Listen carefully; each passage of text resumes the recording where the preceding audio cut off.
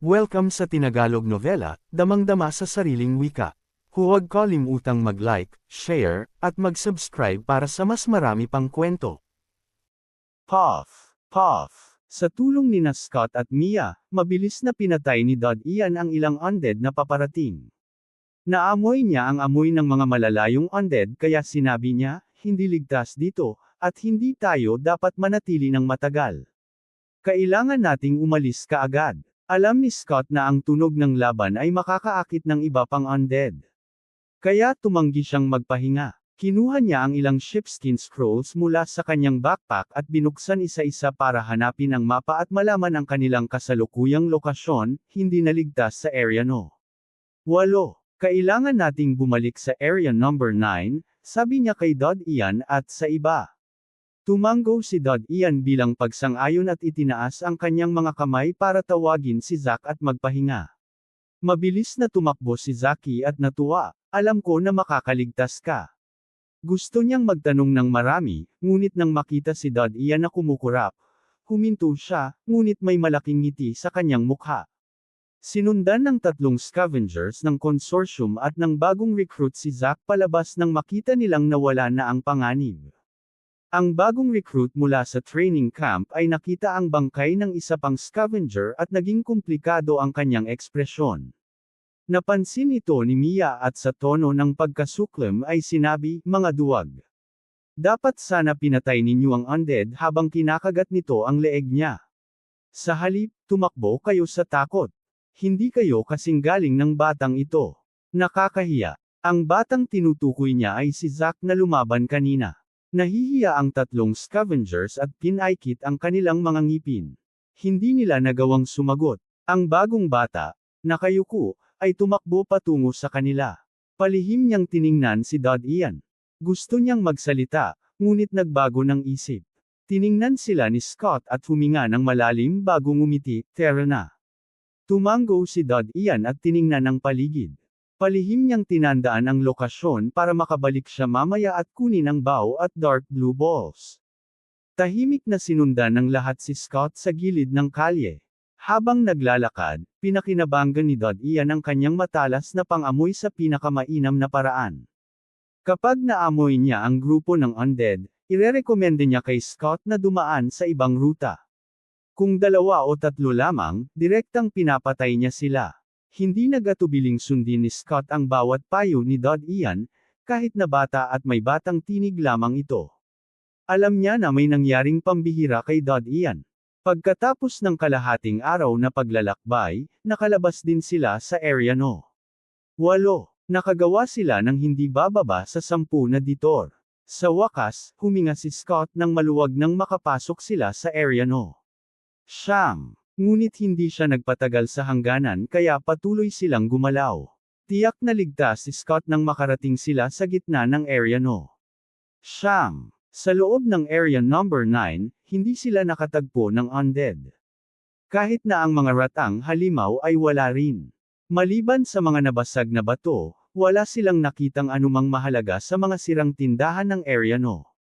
10. Sa wakas, huminga si Scott ng maluwag. Hindi siya nagmadali at umupo sa isang malinis na lugar para magpahinga. Ipinahiga ni Mia ang kanyang backpack sa gilid sa graba. Tumingin siya kay Dod Ian nang may kuryusidad, "Kaka-join mo lang sa scavenger group ng consortium. Narinig ko na isa kang seed, mula sa camp, kaya may 2 blessings ka. Pero paano ka naging ganito kalakas sa 2 blessings lang? May ibinigay ba sa'yo?" Tiningnan sila ni Scott, ang tatlong scavengers, at ang bagong recruit. Matagal na nilang gustong malaman, pero napapalibutan sila ng undead kaya hindi nakapagsalita.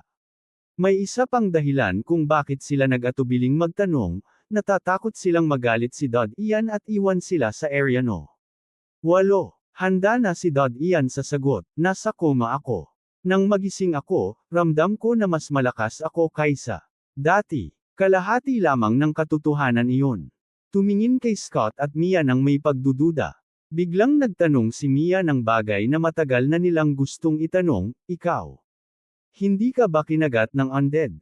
Agad na tumayo ang tatlong scavenger sa tabi ni Dod Ian at lumayo. Nagtataka si Dad Ian, kung nakagat ako, hindi ba ako magiging undead?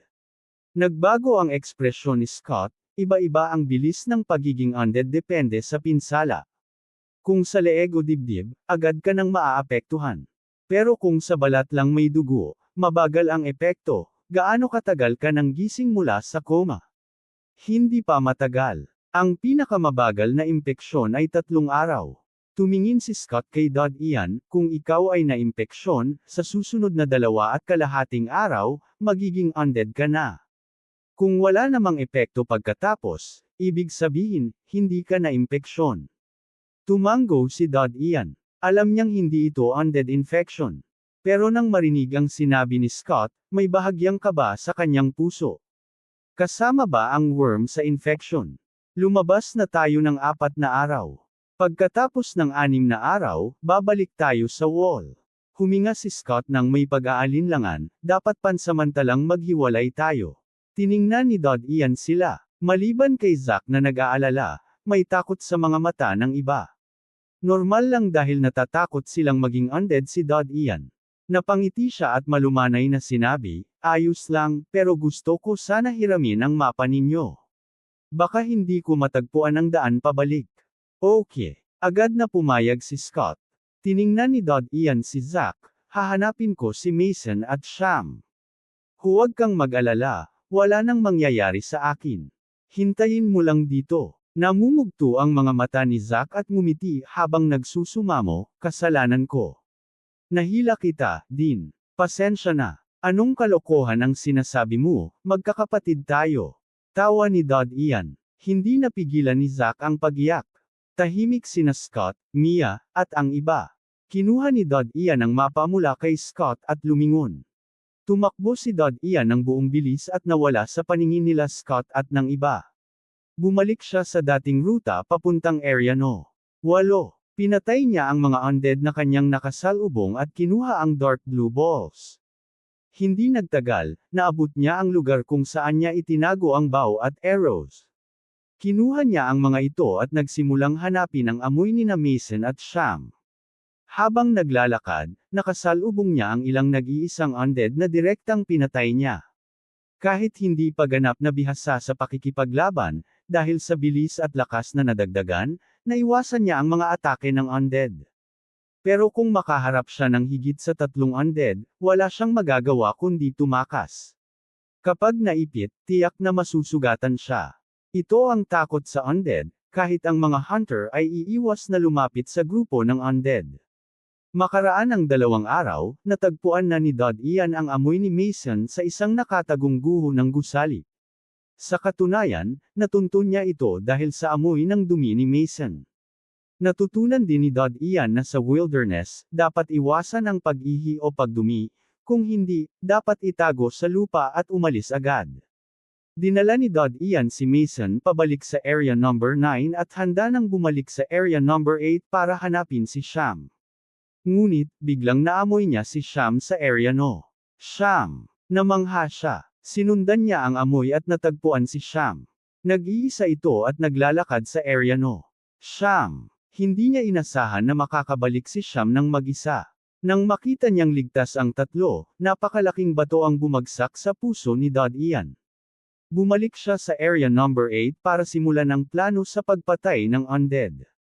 Sa isang kisap mata, nakalipas na ang 4 na araw. 2-3, 2-4. Sa isang liblib na opisina sa Area No. 9, binibilang ni Dad Ian ang dami ng madilim na asol na bola na nakuha niya. Nakapatay siya ng kabuuang 227 undead. Sa nakalipas na ilang araw, gusto ni Dad Ian subukan ang paraan na ginamit ng hunter sa paghuli ng halimaw. Sa madaling salita, sinubukan niyang gamitin ang pamamaraang iyon upang mag-ambush mula sa mataas na lugar. Bagamat naaakit ang mga undead sa ingay, mahina ang kakayahan niya sa pana. Sa 10 na tira, wala ni isa ang tumama. Ang paminsang palaso na tumagos sa ulo ng undead ay puro swerte lamang. Dahil dito, nagpasya si Dad Ian na mag-ensayo ng kanyang kakayahan sa pagbaril sa susunod na ilang gabi.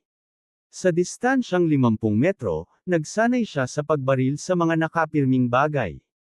Pagkatapos ng 3 araw ng tuloy-tuloy na pagsasanay, kaya na niyang tumama sa isa sa 2 tira. Ngunit dati siyang nag-eensayo sa mga nakapirming target na masyadong malalaki. Normal lang ang mabilis na pag-unlad sa simula, pero para sa higit pang pagpapabuti kailangan ng maraming practice. Kung gusto niyang maabot ang rurok ng archery, hindi niya alam kung gaano katagal ang aabutin. Bukod dito, hindi sapat ang pagbaril lang sa undead. Kailangan niyang tamaan ang kanilang ulo. Bagamat mas malakas at mas matibay ang kanyang pangangatawan kaysa sa karaniwan, pagkatapos ng ilang araw ng tuloy-tuloy na practice, kaya lang niyang tamaan ang mga dahan-daang gumagalaw na undead. Sa kasong ito, 3 palaso sa isa lang ang tumatagos sa katawan ng undead. Para tamaan ang ulo, nakasalalay na lang siya sa swerte. Ito ay nakakasakit sa kanya. Kung mapapahusay niya ang archery, sigurado siyang kaya niyang patayin ang 3 beses na mas maraming undead. Tiningnan ni Ian ang mga madilim na asol na bola na hawak niya. Masaya siya sa kanyang nakamit pero parang pasanin din ito. Kung dalhin niya lahat sa consortium, hindi maliit ang magiging pagbabago sa kanilang sistema.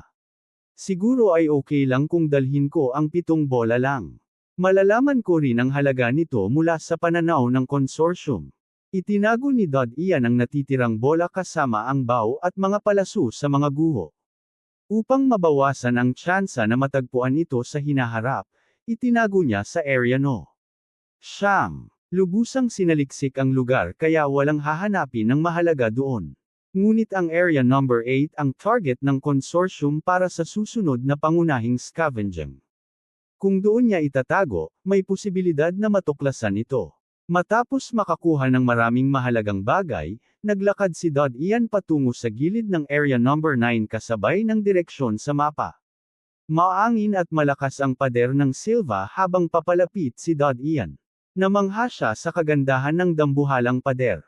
Sa totoo lang, kahit dumating ang nakaraang halimaw sa harap ng pader na ito, parang maya lang ito kumpara rito. Kung susubukang umatake, parang maya na sumusubok paluan ng dambuhalang puno. Sa takip silim, halata pa rin ang hugis ng dambuhalang pader. Tumingin si Scott sa paglubog ng araw. Alam niya na malapit ng buksan ang tunnel. Hindi niya maiwasang tumingin kay Mason, Zack, at Sham. Sinabi niyo na buhay pa si Dead. Bakit wala pa siya rito? Bukas na ang pinto sa loob ng 10 minuto. Kung hindi siya makakarating, kailangan niyang hintayin ang susunod na pagbubukas. Mabilis na tumingin si Mason sa malayo at sumagot ng may kaba.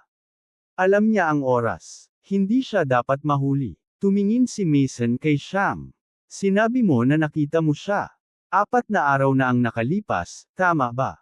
Sigurado ako. Seryosong sagot ni Sham. Narinig niya kay Zack ang tungkol kay Ian pero hindi niya pinaniwala na magiging undead si Ian. Tumingin si Mason sa kanya. Sana hindi ka nagsisinungaling. Hindi ito magiging maganda sa kahit sino. Tumindig ang bakal na gate na parang bibig na bakal. Lumabas sa underground passage ang isang tao. Si Peter iyon. Well, tanong ni Peter nang bagong lumabas. Nakita siya ni Scott at iba pa. Bakit, wala na ba ang iba? Napawi ang kaba ni Scott nang makita si Peter. Maraming undead ang lumipat sa Area Number 8 mula sa ibang rehiyon. Alam niya na hindi maaaring baliwalain ng mga hunters ang dami ng undead. Kahit gusto nila, hindi nila ito kayang pabayaan. Nagulat si Peter at naisip ang isang bagay. Narinig ko ang boss na may riot ng halimaw sa isa sa mga rehiyon. Hindi ko akalain na malapit ito sa Area no. 8. Talagang malas ni Mew, napatingin siya sa kanila at medyo nagbago ang ekspresyon. Saan si Dean? Maaaring na-infect siya ng undead, nag-atubiling sagot ni Scott. Bagamat nakita ni Zack at iba pa si Ian, hindi siya naniniwala. Nagbago ang mukha ni Peter at napabuntong hininga. Optimistiko talaga ako sa kanya, hindi ko inakalang. Bale, ikaw na ang magpatuloy, naghihintay ang mga gwardya sa loob, utos niya.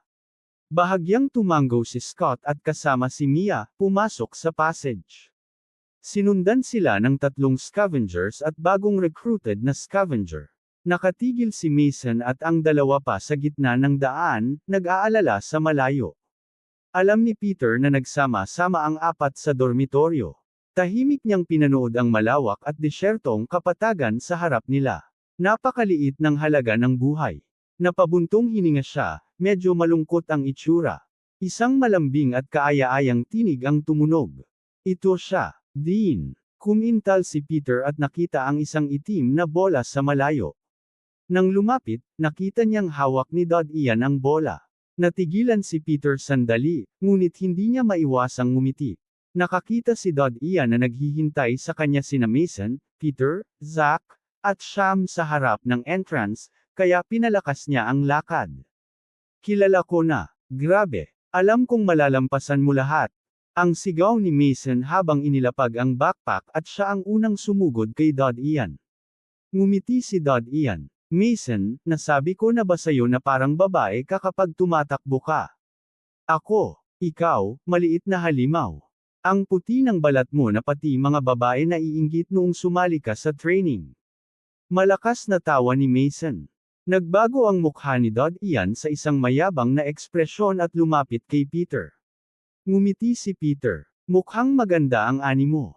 Pumasok na, magsasara na ang pinto sa loob ng 6 na minuto. Tumango si Dad Ian at pumasok sa passage. Sinundan sila ni Mason, Zach, at Sham na dala rin ang kanilang mga backpack.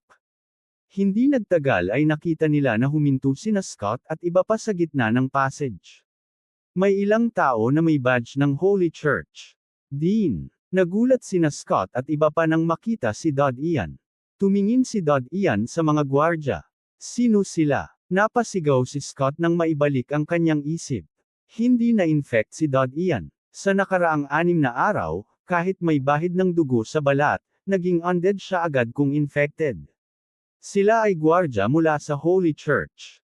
Routine check lang ito. Sa tuwing babalik kami, nandito sila para highlight ang armor at mga nakuhang bagay. Lahat ay kailangang i-purify sa pamamagitan ng pagpapala ng pari. Para ito sa paglilinis ng virus at salot, paliwanag ni Scott. Dumaan sa pag-unawa si Dad Ian. Hindi siya nagulat dahil sobrang mataas ng konsentrasyon ng radyasyon sa labas ng pader. Ang mga bagay na na-recover ay puno ng bakterya at matinding radyasyon. Natural na kailangan itong linisin. Pero ang mas pinapahalagahan niya ay ang institusyon na responsable sa gawaing ito, ang Holy Church. Ang mga gamit mo. Sabi ng gwardya ng simbahan na nasa 20 ilang taong gulang kay Dad Ian, at ang pangalan mo. Pangalan ko ay Dean. Ito ang mga gamit ko. Ipinakita ni Dad Ian ang malaking tela na nakatikip sa lahat ng kanyang nakolektang bagay. Tumango ang batang gwardya at tinawag ang kasama niya upang dalhin ang malakihang koleksyon ni Dad Ian. May puting maskara sa kanyang mukha. Nagpatuloy siya, ayos lang, pero hindi mo. Dapat itapon ang mga bulok na tanso at bakal. Ipinagkarga ang lahat sa karwaheng hinihila ng kabayo. Isang babaeng gwardya ang kumupas sa isang nota na may pangalan ni Dad Ian at inilagay ito sa ibabaw ng kanyang mga gamit. Susunod, wika ng batang gwardya, na nagwagayway. Naisip ni Dad Ian at inilabas ang mga madilim asol na bola mula sa kanyang bulsa, nakuha ko rin ang mga ito. Kailangan ko ba itong ibigay? Napaulat ang batang gwardya sa tanawin. Tumingin siya kay Dad Ian mula ulo hanggang paa, ilang bata, saan mo nakuha ang mga ito? Mula sa ulo ng mga undead, sagot ni Dad Ian. Tumingin sa kanya ang batang gwardya at nagtanong, bakit mo naman naisip ang mag-usisa sa ulo ng undead? Dahil sa kuryosidad, sagot ni Dad Ian. Tumingin ang batang gwardya sa mga mata ni Dad Ian. Tumugon ang huli ng hindi kumukurap. Kukunin ko ito. Wala namang halaga, pero ipapaalam sa iyo ng iyong consortium. Pagkatapos ay may kahulugang sulyap kay Dad Ian at kinuha ang 7 madilim na asol na bola. Nakita ni Dad Ian ang habag at walang pakialam sa mga mata ng gwardya. Lumabas si Peter mula sa pasilyo. Lahat ay naibigay na ang kanilang nakalap na materyales. Kaya siya'y nagwagayway at nagsabi, lahat sa karwaheng ito. Dean. Buksan ni Scott ang kurtina ng itim na karwahe at tinawag si Dad Ian, halika rito. Nakakita si Dad Ian ng imbitasyon ngunit hindi siya tumanggi. Sumampa siya sa karwahe kung saan naroon sina Mia at isa pang bagong bata. Ang tatlong scavenger ng consortium ay nakasakay sa ibang karwahe. Nagkamali kami sa iyo. Humingi ng paumanhin si Scott habang umaalis ang karwahe. Umiling si Dodd Ian ng bahagya, hindi ko kayo sinisisi. Likas sa tao ang maging maingat at mapanuri kapag humaharap sa hindi kilala. Nabuhayan ng loob si Scott sa mga salita ni Dodd Ian, ngayon, ikaw ang aming tagapagligtas. Pagkatapos ng cleaning days, dadalhin kita sa isang pagkain. Huminto si Scott sandali, masyado ka pang bata kaya hindi kita pwedeng dalhin sa mga makukulay na lugar, alam mo na kung ano ang ibig kong sabihin. Kumurot siya, kung ikaw ay nasa panganib o may hindi nauunawaan, kung kaya ko, tutulungan kita. Malinaw ang sinseridad sa kanyang mukha. Ngumiti si Dodd Ian. Sa simula, sinubukan ni Scott at Mia na tulungan ang mga scavenger nang sila ay inatake ng undead. Madali sana silang nakalabas, pero hindi nila ginawa. Dahil dito, humanga si Dodd Ian sa kanila. Pagkatapos ng lahat, naranasan na ni Dodd Ian ang buhay at kamatayan. Alam niya kung paano mawawalan ng pag-asa ang mga tao sa harap ng kamatayan at gagawa ng kasamaan para lamang mabuhay. Ang pagpigil sa masamang kaisipan ay magagawa lamang ng mga taong may mabuting kalikasan. Humanga si Dodd Ian sa kanila. Ano ang cleaning days? Tanong ni Dodd Ian na kuryoso. Hinaplos ni Scott ang kanyang ulo at ngumiti. Nakalimutan kong sabihin sa inyo. Mabuti na lang at hindi alam ni Peter o kung hindi, magrereklamo siya ng sobra. Huminga si Scott, at bahagyang umiling. Nagpatuloy siya, cleaning days ay tumutukoy sa 3 araw na pagsusuri sa katawan bago makapasok sa living area ng malaking pader. Napagtanto ni Dodd Ian. Tama nga, ayos lang para sa undead at mga halimaw na gumala sa labas ng malaking pader. Pero kapag nakapasok ang virus sa loob ng pader, mas delikado ang magiging resulta. Wala nang oras para tukuyin isa-isa kung sino ang kagat ng undead. Maaaring maimpeksyon ang buong lugar. Biglang naalala ni Dodd Ian ang walls of the boundary sa pagitan ng commercial at residential areas, mga slums, mga mataas na pader at tarangkahan.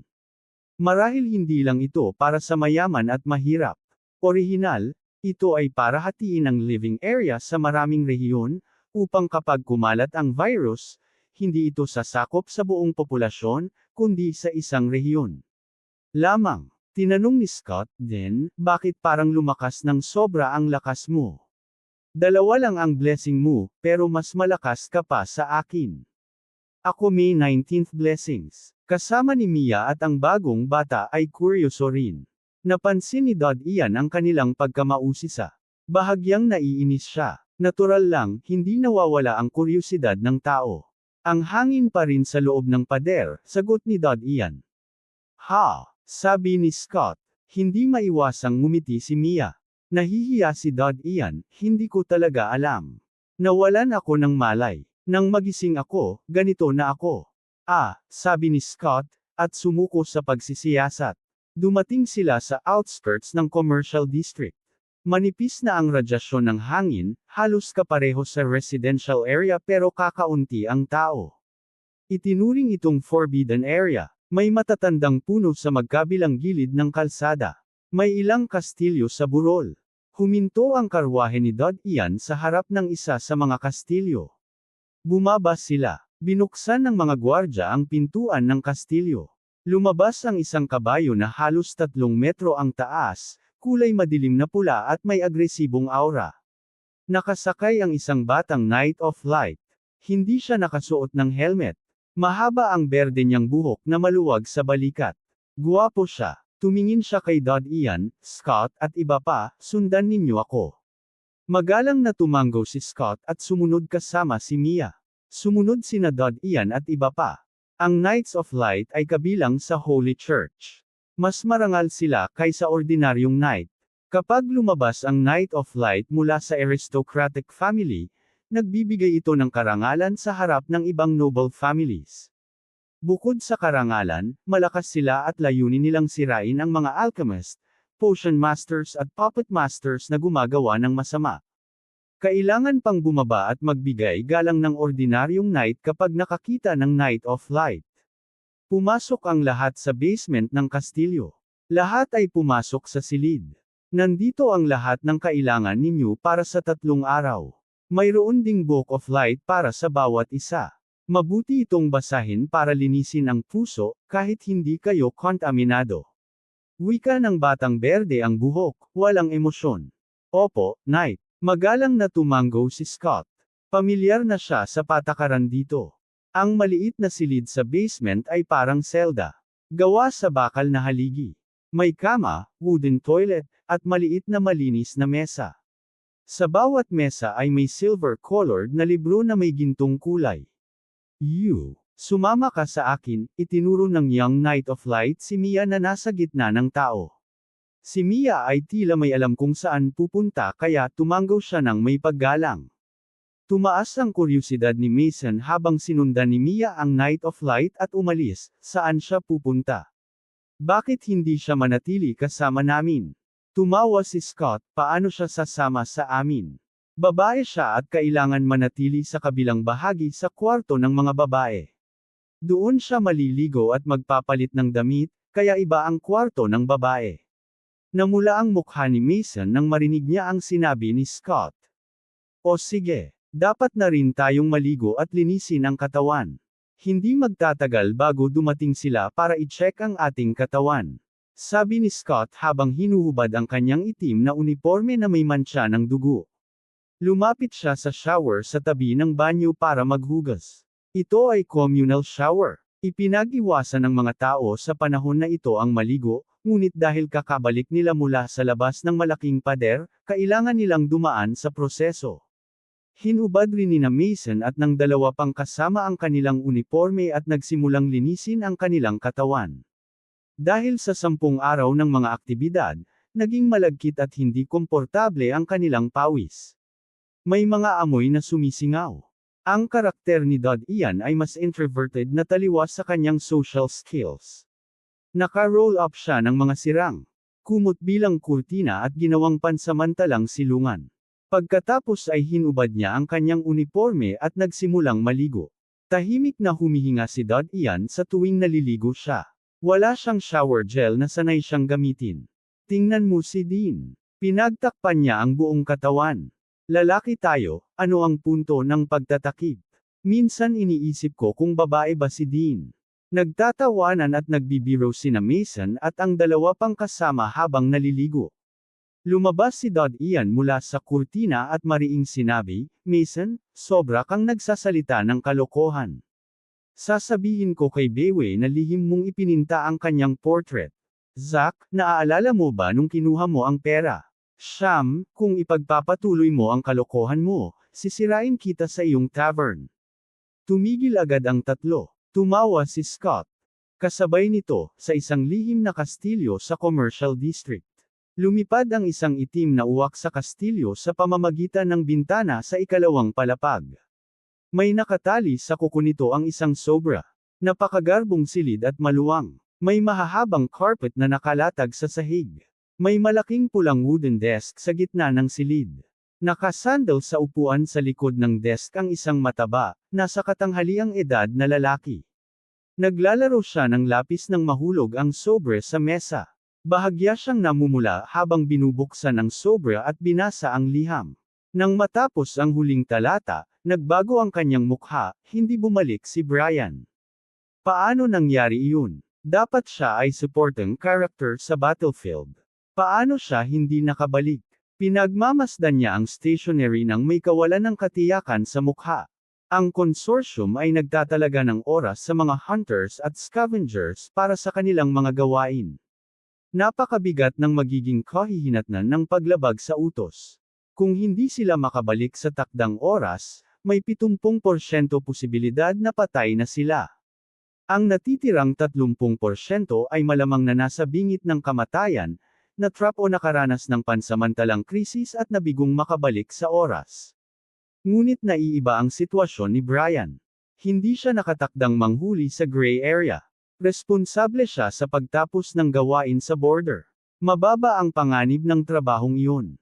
Kung hindi siya nakabalik sa oras, mataas ang posibilidad ng kanyang kamatayan. Nanginginig ang kanyang mga kamay habang hawak ang liham, may galit sa puso.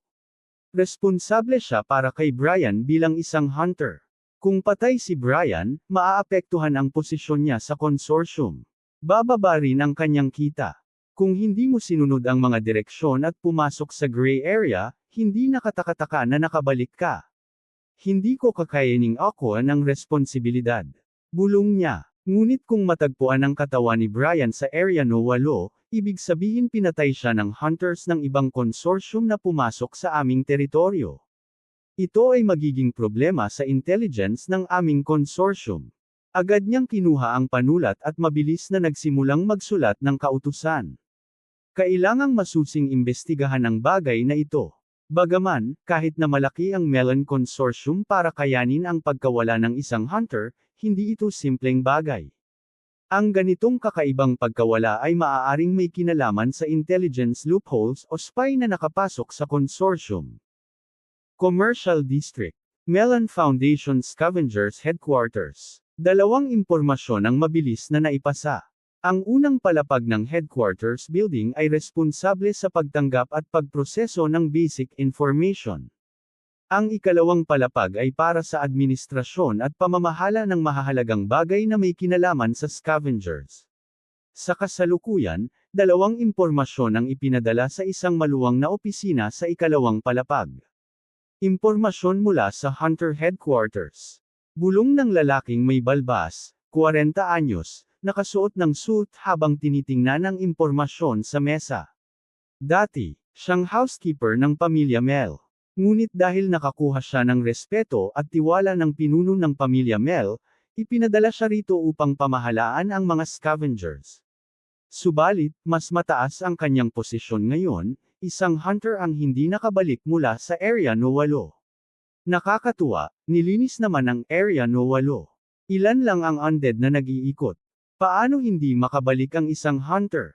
Pinagmamasdan ng lalaki ang stationery at napangisi, mukhang gusto nilang sisihin tayo at gamitin bilang scapegoat. Nag-operate siya sa Scavengers Headquarters ng higit sa 10 taon. Agad niyang naunawaan ang ibig sabihin ng mga salita.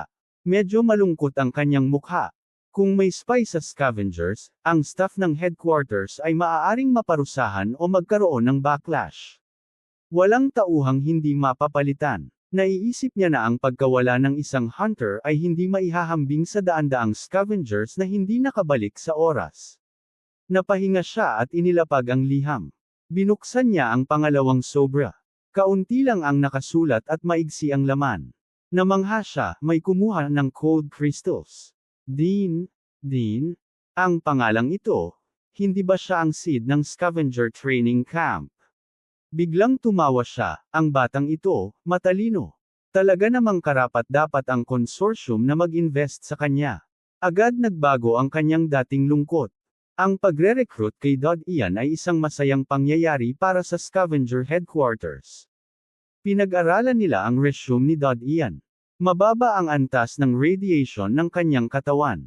Bagaman hindi, light physic, may pag-asa siyang maging hunter. Ngunit hindi sila handang mag-invest sa kanyang training. Ngayon, handa na sila. Kung magiging hunter si Dodd Ian sa hinaharap, ito ay isang tagumpay na nakasulat sa kanyang pangalan. Inilagay niya ang liham sa ibabaw ng naunang sulat.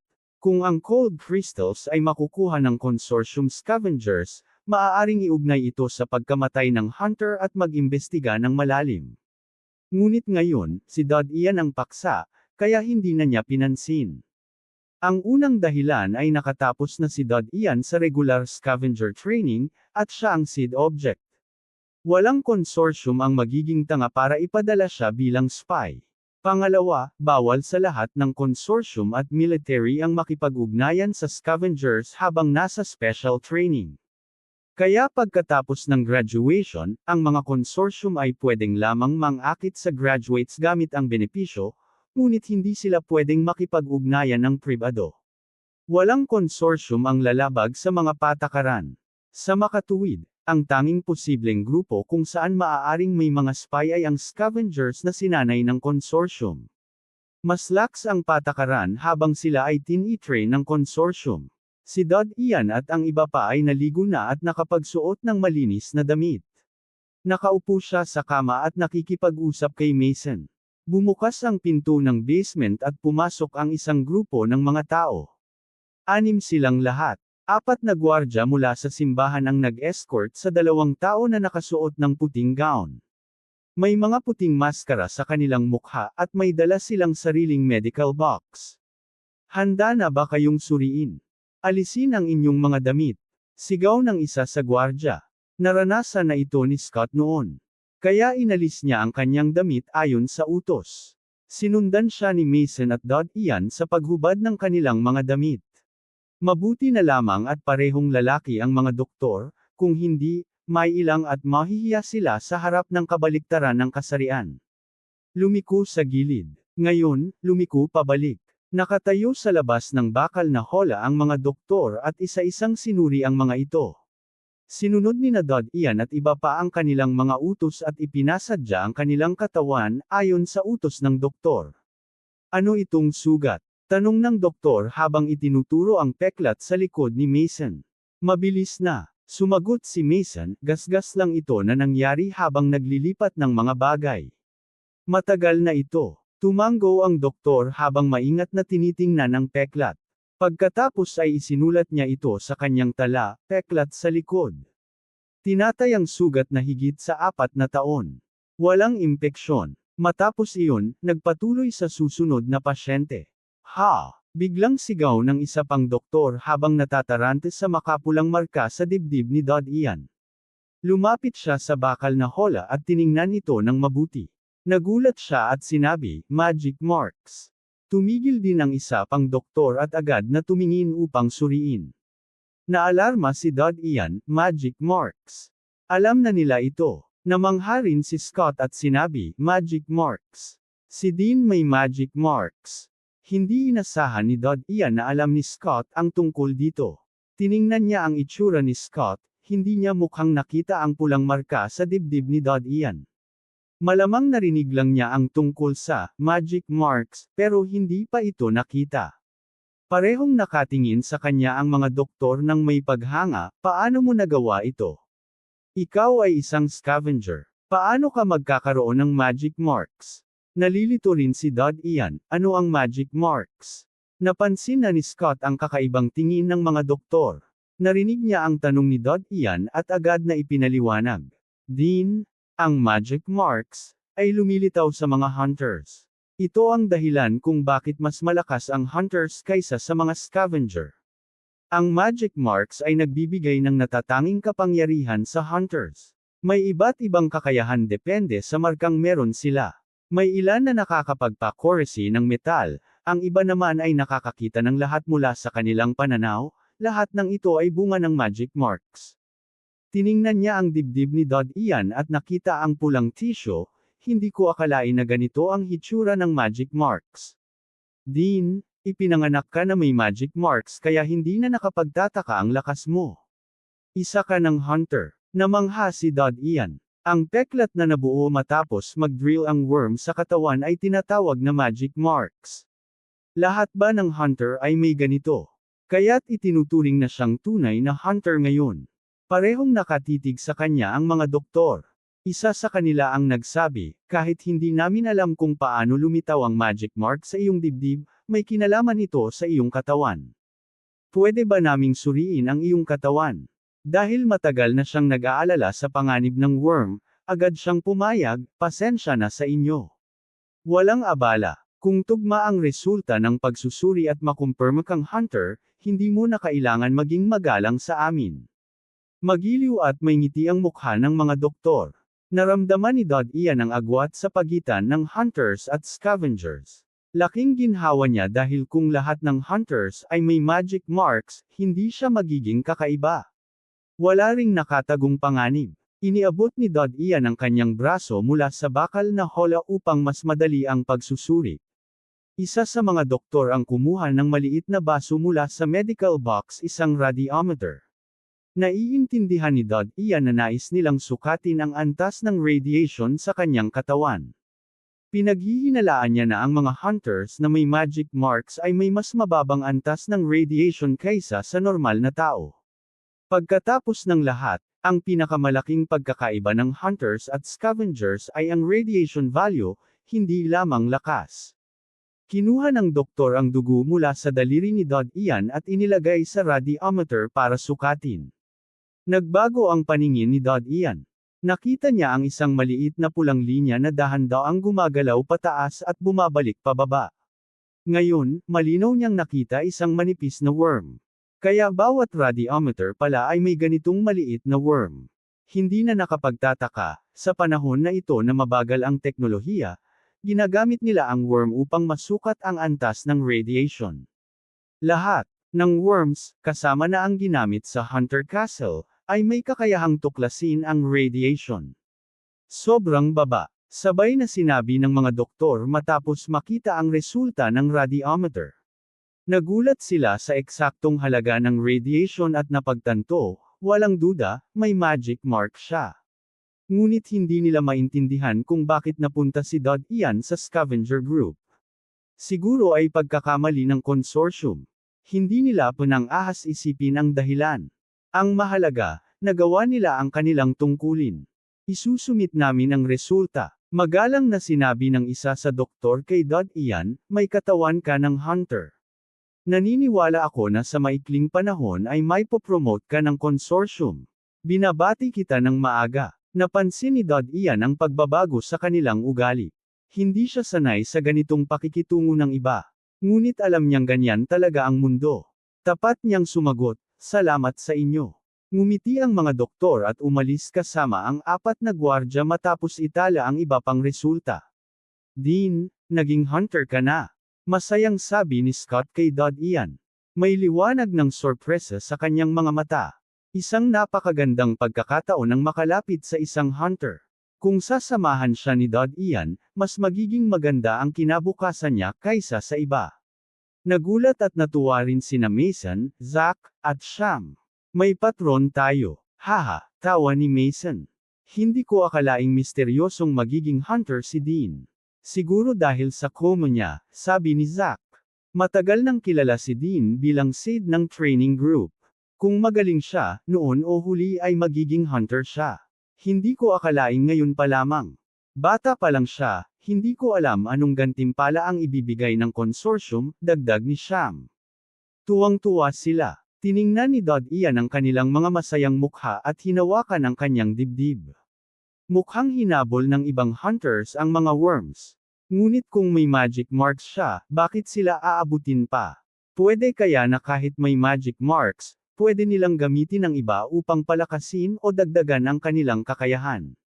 Naalala niya ang kanyang super smell, malamang ito ang natatanging kakayahan ng kanyang magic mark. Tinanong niya si Scott, alam mo ba kung ano ang magic marks ng hunters? Ano ang kanilang karaniwang kakayahan? Mapanganib ba ito sa akin? Kumikilos si Scott at sinabing, alam ko lang ang kaunti. Maraming uri ng kakayahan. Hindi ito dapat maging banta sa iyo. Sa totoo lang, hindi ko alam ng marami. Pag na-promote ka bilang hunter ng consortium, may magsasabi sa iyo ng detalye. Pareho silang nag-isip ng parehong bagay. Please subscribe Tinagalog Novela. Maraming salamat po. Sa labas ng dambuhalang pader ng Silva. Area bilang 8 na pag-aari ng Melon Consortium. Ang pulang watawat ng Melon Consortium ay itinanam sa gilid ng Area 8, bilang tanda na pag-aari nila ito. 3 figure ang mabilis na dumaan sa tabi ng watawat. Dahil sa kanilang bilis, umihip ang hangin at nagwagayway ang watawat sa ere. Sila ay sobrang bilis, para bang hindi sila tao kundi 3 itim na cheetah. Tumatalon sila sa mga sirang gusali sa kalsada ng napaka-flexible. Paminsan-minsan, may malalaking pader na humaharang sa kanilang daraanan, ngunit maingat nilang tinatapakan ang mga bato at inaakyat ang mga ito na parang walang terrain o hadlang na makakapigil sa kanila. Hindi nagtagal, nakasalubong nila ang 2 walang direksyon na undead. Ang kanilang mga damit ay punit-punit at nakabitin, ipinapakita ang kanilang kulay abo na balat. Ang delikadong babae na may pulang buhok ang nangunguna sa grupo ng 3. Hindi niya binawasan ang bilis kahit na may mga undead sa daan. Sa halip, mas pinabilis pa niya ang kanyang pagtakbo. Bago pa makareact ang undead, siya ay nasa harap na nila. Sa susunod na sandali, nakatayo na siya sa gitna ng dalawang undead. Thump! Thump! Nahulog sa lupa ang mga ulo ng undead at umikot hanggang sa huminto. Sumunod ang dalawang figure na kasama ng babae. Ang hangin na nilikha ng kanilang bilis ay tumama sa mga ulo ng undead. May undead pa rin dito. Talagang gulo ang Area 8.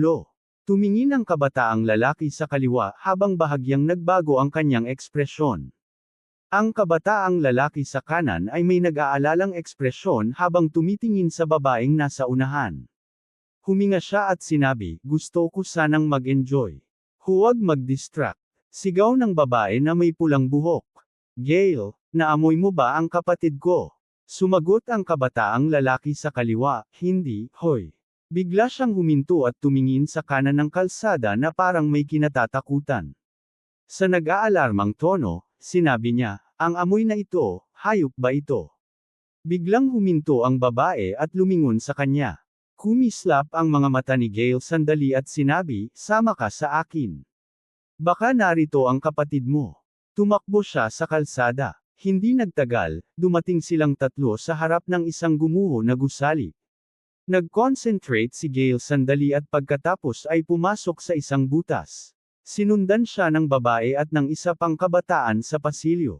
Huminto si Gale sa loob ng pasilyo at tumingin sa pinagmumula ng buzzing sound na narinig niya. May mahinang tinig na nagmumula sa dilim. Itinaas niya ang kamay at nagliyab ng kandila. Napailaw ang madilim na koridor. Nagbago ang kanilang mga mukha sa nakitang tanawin. Talagang isang level 9 na hayop ito. Huminga ng malalim si Gale, halatang natakot. Misteryosong nagsalita ang isa pang kabataan, "Isang bihirang halimaw na ganito, lumitaw sa Area 8 at namatay dito." Maingat na tumingin ang babae sa kanyang mga mata at malamig na sinabi, "Sinunog ito." Walang silbi ang pagkamatay.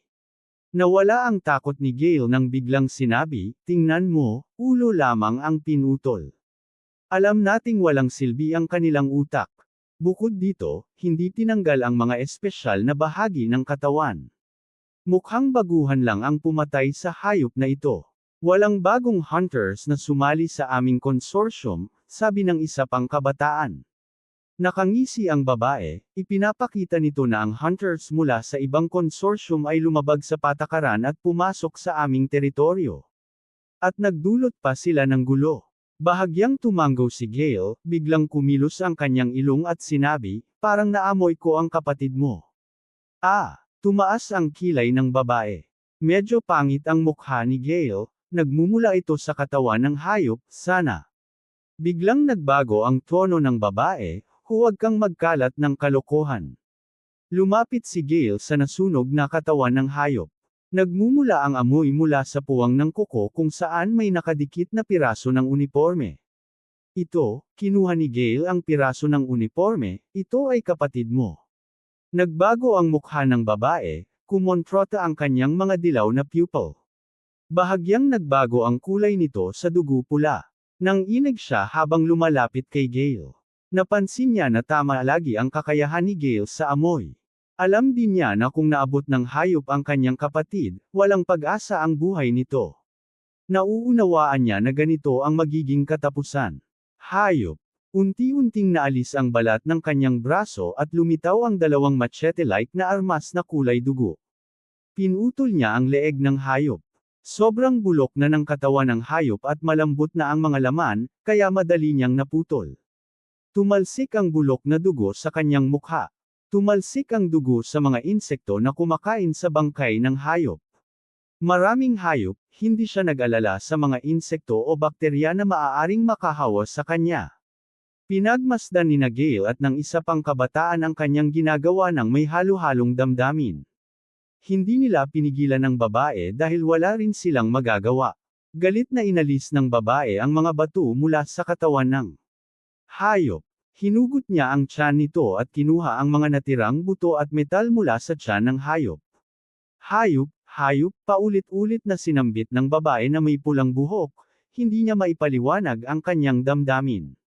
Hindi na nakatiis si Gale, hinailan niya ang babae pabalik, maging makatwiran ka. Maaaring nakatakas ang iyong kapatid at buhay pa siya sa isang lugar. Lumayo ka. Malamig na tono ng babae. Huminga si Gale at binitawan siya. Mahigpit niyang ipinikit ang mga kamao. Ang kanyang magandang mukha ay puno ng nakakatakot na ekspresyon at sinabi, gusto kong makita ang pumatay sa hayop. Isang baguhang hunter siguro. Malamang na nakipaglaban ang kapatid ko at sinaktan ito. Patay na ang halimaw, gusto kong patayin ang taong iyon. Naiintindihan mo ba? Tumango si Gale, tutulungan ka namin at tiyak na mahahanap ang taong iyon. Ang sumuway sa aming teritoryo, hindi dapat patawarin. Sinabi ng isa pang kabataan, imposible na walang iniwan na bakas ang taong iyon. Dapat nating hanapin ito. Bahagyang tumango si Gale at itinuro pabalik sa pasukan ng elevator, ang dugo sa ibabaw, siguro iyan ang iniwan ng taong iyon. Amoy ko, maaari nating hanapin dito kung walang iba pang bakas. Napansin ng babae ang lugar na tinuturo ni Gale. Tumalon siya at nakita ang bato kung saan may natuyong dugo. Nang sumunod na sandali, isang nakakatakot na eksena ang nangyari. Lumabas ang itim na ugat na parang puno mula sa kanyang maputing kamay. Lumikot ito at naabot ang natuyong dugo sa bato. Para bang nilalapastangan nito ang dugo. Unti-unti, nawala ang natuyong dugo sa ibabaw ng bato. Bahagyang nagbago ang mukha ni Gale, ngunit hindi siya nagsalita. Alam niya ang kakayahan ng babae sa magic mark. Dapat kayong dalawa ay maghanap ng maingat ng mga bakas. Utos ng babae sa malamig na tono. Basement ng kastilyo. Nagpahinga sandali sina Dod Ian at ang iba matapos umalis ang mga doktor.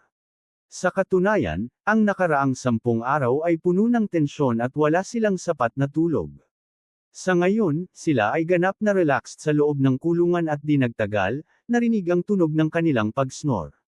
Hindi agad nakatulog si Dod Ian kundi maingat niyang hinaplos ang mga magic mark sa kanyang dibdib. Ramdam niya ang bawat galaw ng kanyang mga daliri. Hindi niya alam kung ang pakiramdam ay nagmumula sa kanyang mga daliri o sa magic marks. Nang hinaplos niya ang mga marka na parang frozen blood veins, nakaramdam siya ng malamig na pakiramdam na bumabalot sa kanyang katawan. Mabilis na nagsimulang tumibok ang kanyang puso.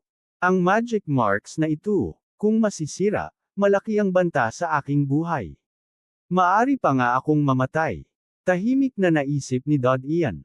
Hindi niya inakala na ang kanyang buhay ay konektado sa isang magic mark.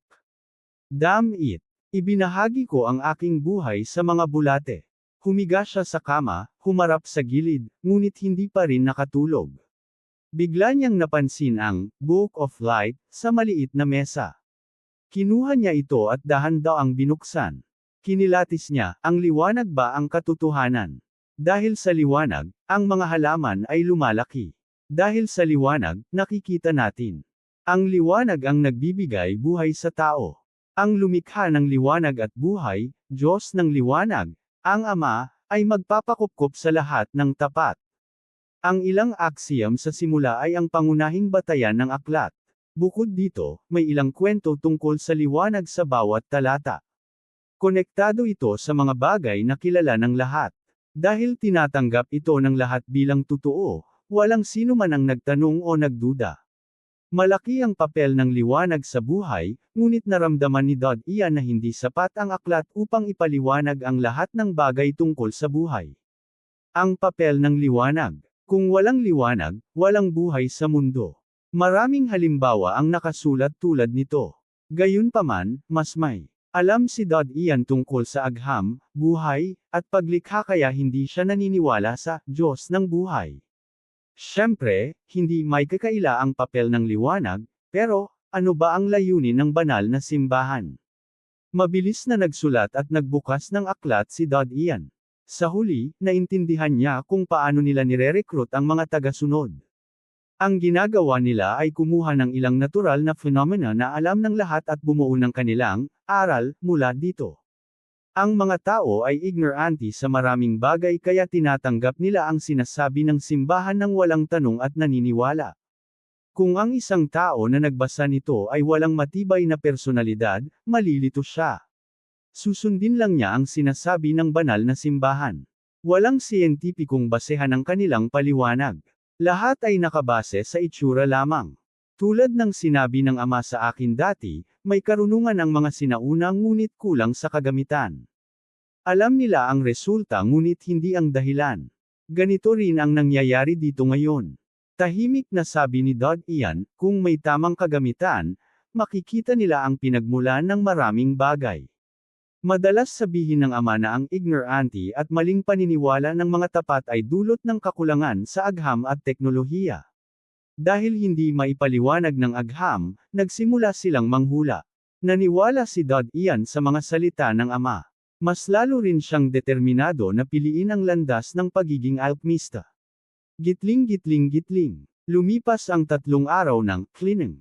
Araw-araw ay dumadalaw ang parehong doktor upang obserbahan at suriin ang kondisyon ni Dodd Ian at ng iba.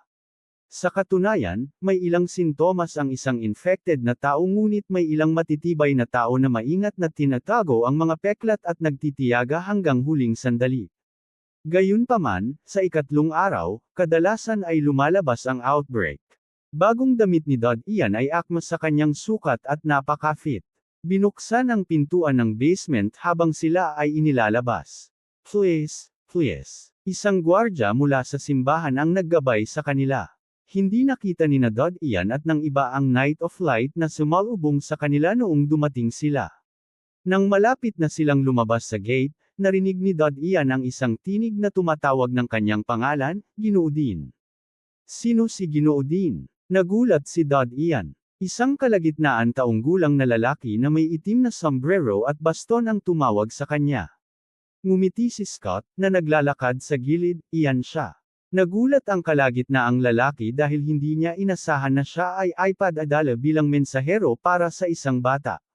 Ngunit ginawa pa rin niya ang kanyang tungkulin at tahimik na lumapit. Kinuha niya ang isang sobre mula sa kanyang dibdib, Ginoo Dean, ang liham na ito ay para sa iyo. Tiningnan ni Dodd Ian ang selyo at address sa sobra, Mellon Foundation, Scavenger Headquarters. Naintindihan niya na ipinaalam sa kanila ng doktor ang tungkol sa magic marks. Tumango siya at nagpasalamat. Binuksan niya ito. Simple lamang ang nilalaman, pumunta sa top office ng headquarters at hanapin ako, ang top. Naiintindihan ni Dodd Ian na nangangahulugan ito ng top level. Kailangan nilang harapin ang pinakamataas na antas ng lihim ng scavengers. Ngumiti si Scott, congratulations. Baka sa susunod magkita tayo sa wilderness. Napatingin si Mia kay Dodd Ian, ano? Hunter. Dean. Tumawa si Scott, hindi mo pa alam pero may magic mark si Dean. Siya ay magiging hunter. Nagtaka si Mia. Ngumiti si Dodd Ian at sinabi kay Scott, kailangan kong pasalamatan kayong lahat sa inyong gabay. Scott, tugon ni Scott habang nakangiti, sasamahan kita at si Mia. Pagkalipas ng ilang araw, susuriin ang presyo ng mga materyales ng headquarters. Kumuha ka na habang may pagkakataon. Nagulat si Dodd Ian. Hindi pa nasusuri ang presyo ng mga materyales. Ngunit isipin mo, ang mga materyales na nakolekta nila ay modern goods. Maraming gamit nito ang hindi alam sa loob ng pader, kaya aabutin ng panahon bago ma-assess ang presyo. Habang pinapanood ang pag-alis ni Scott at Mia, nagpaalam rin sina Mason at ang iba sa kanya. Sama-sama silang sumakay sa karwahe na ibinigay ng consortium. Nag-usap din ang 3 consortium scavengers at ang bagong batang lalaki kay Dodd Ian bago umalis. Itinago ni Dodd Ian ang sobre habang siya ay dinala sa headquarters gamit ang eksklusibong karwahe para sa kanya. Mellon Foundation, punong himpilan ng mga scavenger. Huminto ang karwahe sa harap ng punong himpilan. Bumaba si Dodd Ian mula sa karwahe at tumingin sa malaking gusali. Hakbang-hakbang siyang umakyat sa hagdan at dumating sa harap ng bulwagan ng entrada. Napakaluwang sa loob. May ilang consortium scavengers na nakatayo sa harap ng isang bulletin board sa loob ng bulwagan, nakatingin sa pinakabagong impormasyon. Ang bulletin board na ito ay nakalaan sa pinakabagong impormasyon mula sa labas ng mundo. Kinakailangang tingnan ito ng mga scavengers bago pumunta sa mga misyon.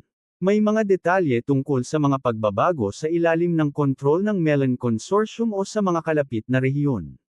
Biglaang tumingin si Ian sa bulletin.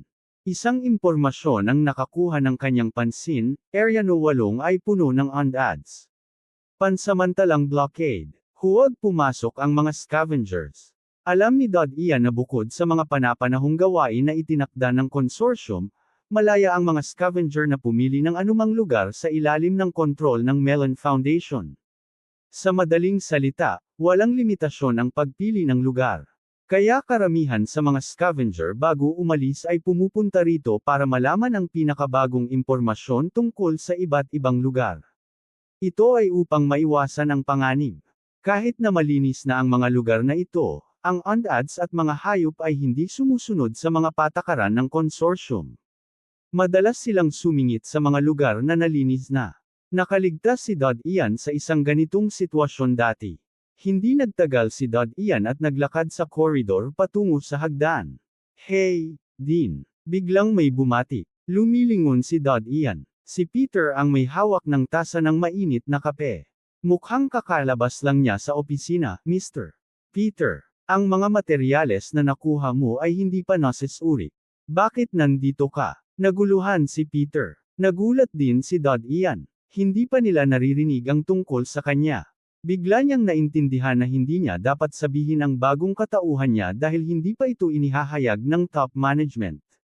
Nang makita niya na walang alam si Peter, maingat niyang iniiwasan ang paksa, inutusan akong pumunta rito. Hindi ko rin sigurado ang mga detalye kaya. Biglang napatingin si Peter at may naisip. Nagkunot siya ng noo at bulong sa sarili, hindi dapat, kahit bilang suspect, recruit lang. Naguluhan siya. Mahinang sinabi niya, sa tingin ko, hinahanap kita. Narinig ko ang tungkol sa Area No 8. Ilang araw na ang nakalipas may balita tungkol sa pagkamatay ng Hunter mula sa Hunter Headquarters. Sisisihin nila ng mabuti ang grupo mo na nasa Area No 8. Pero walang dahilan para hinalaing mga bagong graduate kaya huwag masyadong mag-alala. Nag-atubili si Ian sandali at ang lahat ng buhok sa kanyang katawan ay natayo. Parang nakatagpo siya ng panganib, instinctive ang alerto. Agad niyang naisip na sobra ang kanyang reaksyon sa sinabi ni Peter kaya mabilis siyang bumawi, akala ko ba? Salamat, Mr. Peter. Ngumiti si Peter, may tiwala ako sa iyo at inaasahan ang magagandang resulta. Kaya huwag magpabi at magsikap. Pagkatapos ay iniikot niya ang mainit na kape at umalis.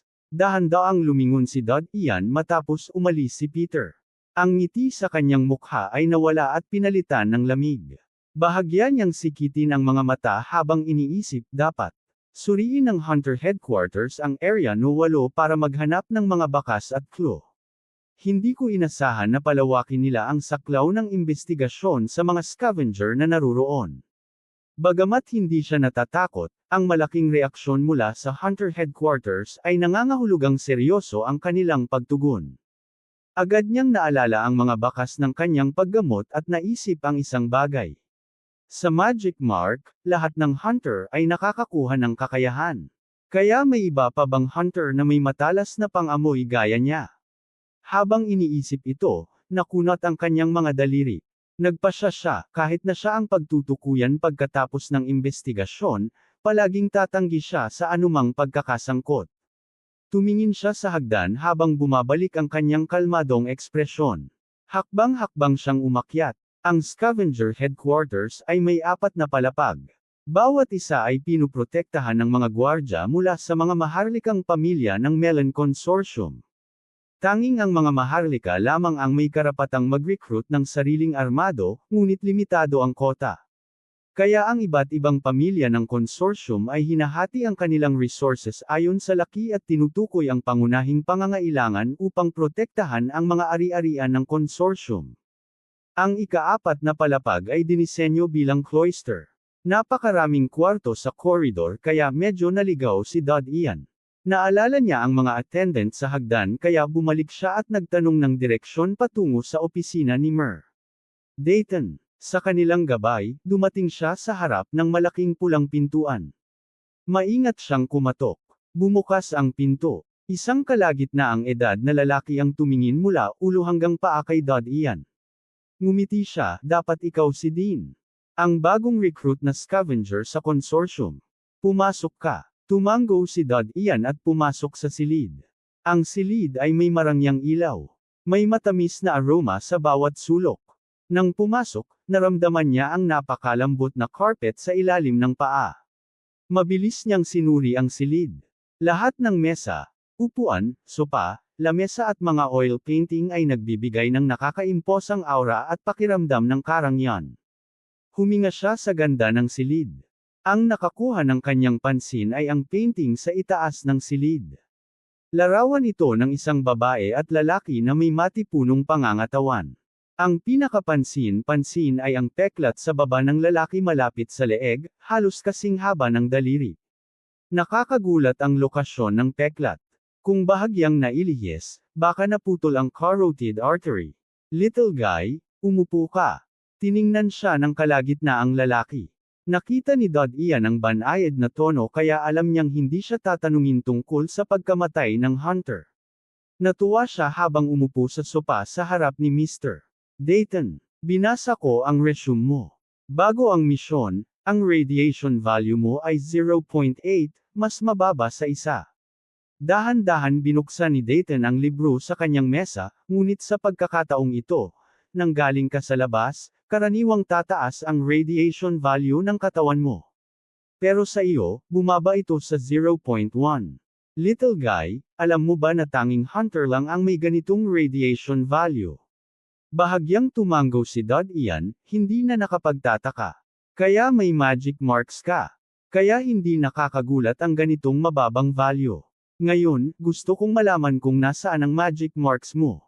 Ngumiti si Dayton ng bahagya, ngunit dahan-dahan niyang sinaykit ang mga mata, parang ini-examine ang bawat maliit na pagbabago sa mukha ni Ian. Madalas na nababanggit ang pariralang ito sa serye. Ang totoong kahulugan ng pagsasali ng parirala ay, takot sa mga nabahiran pagkatapos mamatay. Ang pinakamalapit na katumbas sa Ingles ay ang salitang zombie. Pero ang zombie ay tumutukoy sa kathang-isip na mga patay na muling nabuhay.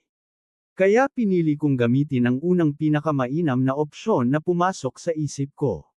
Gamit ang pinyin, mayroon tayong Juranji na kinabibilangan ng lahat ng uri ng undead at zombie. Gitling. Naghanda si Ian ng karaniwang sagot para sa kasong ito kaya sinunod niya ang nakaraang rhetorical na tanong. Hindi ko rin alam. Nakakoma ako. Nagising ako at nandyan na ito. Koma. Nagkaroon ng interes si Dayton, paano nangyari iyon? Kalma si Ian sa labas, pero mabilis na umiikot ang kanyang isip. Sa detalyadong tanong ay plano niyang sagutin ng simpleng pangungusap, hindi ko alam. Pero narinig niya mula kay Peter na iniimbestigahan ng mga hunter ang lugar bulang. 8. Alam niya na lahat ng hunter ay may kakaibang kakayahan. Kahit na sinunog niya ang bangkay ng hunter, hindi siya sigurado kung may naiwan itong bakas na maaaring humantong sa kanyang pagkakahuli. Bukod dito, may isang hunter na namatay at isa pa ang lumitaw. Pareho itong malalaking bagay at madaling iugnay sa isa't isa. Nagbago ang isip ni Ian habang iniisip ang mga ito. Nakakita ako ng hunter na nakikipaglaban sa isang hayop. Natakot ako. Naiintindihan ko ang lakas ng hunter. Pero ang hayop na iyon, napakalaki at mabangis, ipinikit niya ang ngipin at bahagyang nanginginig ang katawan. Kumilos siya na parang natatakot pa rin sa hayop. Tiningnan ni Dayton ang nanginginig na mga binti ni Ian sa ilalim ng mesa ng tsaa, bahagyang nagtataka ang mga mata niya. Tumagal lamang ito ng ilang segundo bago mabilis niyang itinuwid ang tingin sa libro. Ang hayop na iyon ay level 9 Juranji. Ipinanganak ito mula sa isang parasitic soul worm. Sa katunayan, ang iyong mga magic mark ay resulta ng impeksyon mula sa parasitikong uod. Juranji. Bulong ni Ian ang pangalan ng hayop na pinatay niya. Medyo nagulat siya at halos magtanong ng direkta ngunit bigla siyang napigilan ng kamalian na gagawin niya. Ang sabi mo ang parasitic soul worm, pumasok, sa, katawan ko. Kung gayon, ako ba? Itinuwid ni Dayton ang ulo at ngumiti. Huwag kang mag-alala. Sinabi ko na ang magic mark ay resulta pagkatapos pumasok ang soul worm sa katawan mo. Pero pagkatapos nitong pumasok, namatay ito. Patay na lang. Ngunit nakakabit ito sa iyong katawan. Huwag mong kalimutan na ang magic mark ay isang delikadong lugar. Kasing halaga ito ng ulo at puso. Tandaan na protektahan ito sa hinaharap at pinakamainam, huwag ibunyag ang lokasyon ng iyong magic mark sa iba. Natuwa si Dad Ian. Nag-alala siya na baka sakaling kontrolin siya ng uod sa hinaharap. Mabuti na lang at patay na ito. Kasabay nito, mula sa sinabi ni Dayton, naiintindihan niya na bawat isa ay may iba't ibang magic mark sa iba't ibang posisyon. Ang sa kanya ay nasa dibdib habang ang iba pang hunter ay nasa iba. Orihinal, layunin ng headquarters na tingnan ang iyong performance. Kung maganda ang iyong performance, sa loob ng 2 taon, makakakuha ka ng maraming pera at magkakaroon ng pagkakataon na mag-aral sa Hunter Academy. Pagkatapos ay magiging kwalipikado kang bumili ng parasite, na tunay na magbibigay sa iyo ng pagiging hunter. Hindi inaasahan, naging hunter ka ng maaga. Sa katunayan, nakatipid ito sa headquarters ng malaking pondo na balak nilang gastusin para bumili ng parasitic soul bug. Bukod dito, baka hindi mo alam, pero ang magic mark mula sa Jurenji ay napakabihira. Naniniwala ako na maraming hunter ang naiinggit sa iyo. Sabi ni Dad Ian, kailangan kong pasalamatan ang consortium sa pagsasanay sa akin. Sa pamamagitan ng paraan, Mr. Day, sinabi mo na bumibili ang consortium ng parasitic soul bug. Mula saan? Kinakain ng parasite ang kaluluwa ng hayop bilang pagkain. Walang iniinda si Dayton sa pagpapaliwanag kay Dad Ian. Kadalasan, binibigyan nila ang hayop ng espesyal na kapangyarihan ngunit kasabay nito, mamamatay din. Kaya't hindi may lilipat ng mga hunter ang kanilang kapangyarihan sa isa't isa. Bagamat may kakayahan ng consortium na hulihin ang infected na hayop, wala silang paraan para hanapin ang parasitic soul worm. Maliban na lang kung direktang pakainin mo ang hayop. Ngunit bawal ibalik ang hayop sa balon, kaya't ang tanging paraan ay bumili mula sa Holy Church. Ipinagkaloob ng Diyos ng liwanag sa kanila ang isang cradle na makakapagpanatili sa buhay ng parasitic soul worm, pero napakamahal ng presyo. Hindi nakapagtaka, kaya ang Holy Church bilang isang relihiyosong organisasyon ay nakakakuha ng malaking bilang ng mga gwardya at kabalyero. Kahit ang lahat ng consortium ay kailangang igalang sila. Bukod sa orihinal na pananampalataya, may malakas din silang hawak sa maraming bagay. Ito ay lihim. Ang iyong status bilang hunter ay hindi pa opisyal kaya't ang iba pang nasa headquarters ay hindi pa alam.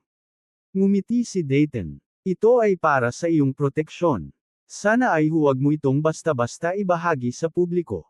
Malapit na magpadala ng tao ang headquarters para kumpirmahin ang iyong pagkakakilanlan. Pagkatapos, maaari mo nang i-proseso ang iyong identity procedures.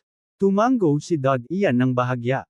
Bukod sa protektahan si Dad Ian, ang tunay na layunin ay para itago ang balita mula sa ibang consortium. Oh, may isang bagay. Biglang nagsalita si Dayton. Isinumite mo ang 7 soul crystal na karaniwang kilala bilang cold crystals. Ang presyo ng bawat isa ay isang gold coin. Kahit hindi pa publiko ang iyong identity, ito ay alinsunod sa proporsyon para sa mga hunter. Kung scavenger ka lang, isang silver coin lang bawat isa. Soul crystal. Tinukoy ni Dad Ian bilang madilim na asol na mga bola. Ngunit napahiya siya sa kanyang isip. Ang kaibahan ng proporsyon sa pagitan ng scavenger at hunter ay halos 10 beses. Bilang seed recruit, may 30% siyang proporsyon. Kaya ang hunter ay may 300% na mas mataas na kita kaysa sa isang scavenger. Ngumiti si Dayton nang makita ang nagulat na ekspresyon ni Dad Ian. Sa anumang paraan, kailangan mong pumunta sa hunter headquarters. Sasabihin ko sa iyo ng diretsyo. Ang scavenger ay nagbabayad ng 50% ng consignment bilang transportation fee sa consortium. Bukod dito, ang gastos sa material identification, buwis at iba pang bayarin ay ibabawas sa natitirang 50%. Kaya ang natitirang halaga para sa scavenger ay maliit lang. Namangha si Ian, hindi maiwasang huminga ng palihim. Walang awa ang consortium sa paggawa ng pera. Dumaraan sa matinding sitwasyon ang scavengers, harapin ang radiation at mapanganib na mga hayop upang makahanap ng materyales at ibalik sa consortium. Sa huli, maliit lang ang bahagi nila sa kabuoang resulta. Ang pagsabi na makakakuha sila ng malaking kita ay isang kasinungalingan lamang. Ang tunay na may kapangyarihan sa negosyo ay hindi nakikipagpalitan kundi nagnanakaw.